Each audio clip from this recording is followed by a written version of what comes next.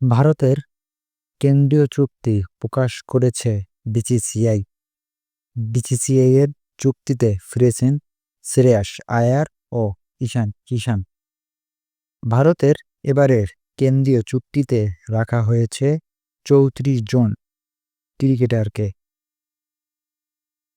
এবার মোট 4 ক্যাটাগরিতে রয়েছেন এসব ক্রিকেটাররা: এ প্লাস, এ, বি, সি। আনুষ্ঠানিকভাবে এখনও জানা যায়নি প্রত্যেক ক্যাটাগরির পারিশ্রমিক।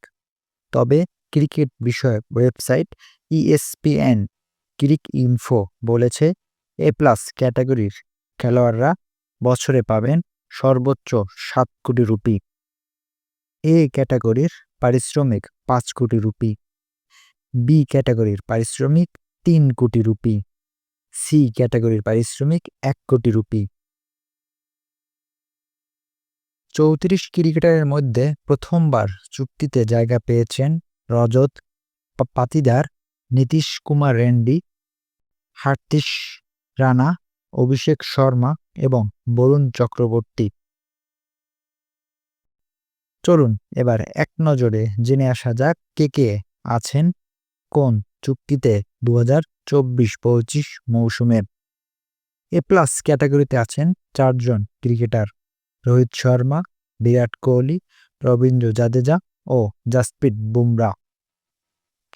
এ ক্যাটাগরির লিস্ট: মোহাম্মদ সিরাজ, লোকেশ রাহুল, শুভমান গিল, হার্দিক পান্ডিয়া, মোহাম্মদ শামি ও ঋষভ পান্ত।